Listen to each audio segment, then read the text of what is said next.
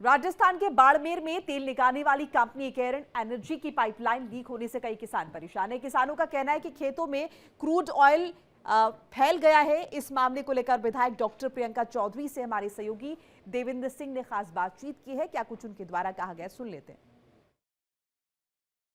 आज राजस्थान विधानसभा में बाड़मेर में केन एनर्जी के पाइपलाइन में लीकेज के बाद कई खेतों में तेल का रिसाव हुआ है, क्रूड ऑयल का रिसाव, और उसका मुद्दा प्रियंका चौधरी जी जो एमएलए हैं बाड़मेर से, उन्होंने उठाया है। प्रियंका जी, क्या मामला है और कब का है मामला? देखिए, ऐसा है कि बाड़मेर में हमारे एक गांव है काऊखेड़ा पंचायत, वहाँ से ऐश्वर्या जो इनका फील्ड है जिसको केन एनर्जी संभालती है, तो वहाँ से क्रूड ऑयल की पाइपलाइन जाती है। अब हमारी ये, वैसे तो हम किस्मत वाले हैं कि हमारी ज़मीन में तेल है, लेकिन उसकी समस्याएं किसानों को वहाँ जो भुगतनी पड़ती है वो बहुत ज़्यादा है। अब जैसे 36 घंटे से वहाँ की जो क्रूड ऑयल की जो पाइपलाइन थी उसमें लीकेज हो गया, किसानों के खेतों में तेल चला गया। कितनी जगह? काफ़ी बहुत लंबे क्षेत्र में वहाँ पर फैल गया है वो। जब कंपनी वालों को बताया गया, किसान वहाँ पहुँचे, तो उन्होंने क्या किया कि एक खाई बनाकर उस ऑयल को डाइवर्ट भी किया है, लेकिन अभी भी लीकेज का पॉइंट पता नहीं चल पा रहा है कि लीक कहाँ से हो रहा है। अब वो जो तेल है वो खेतों में फैलने से हुआ ये कि होता है, आपको पता है, क्रूड ऑयल अगर खेतों में जाएगा तो वो खेत में क्या, खेत बेकार है, वो नष्ट हो जाएंगे।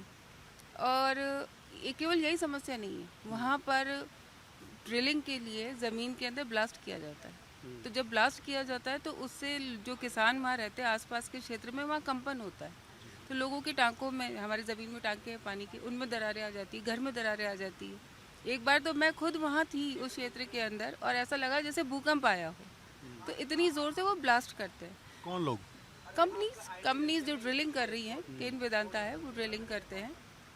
हालांकि वो चेक करते रहते हैं टाइम पे, क्योंकि बहुत जिम्मेदारी का काम है और बहुत सालों से काम कर रहे हैं, लेकिन फिर भी जो व्यवस्था करनी चाहिए, चाहे पर्यावरण के संबंध में हो, चाहे किसानों को नुकसान हो रहा है उस संबंध में हो, किसानों को मुआवजा देने के संबंध में हो, चाहे उनको रोज़गार देने के संबंध में हो, तो वो कंपनी को मुझे लगता है कि और स्ट्रिक्टली फॉलो करना चाहिए।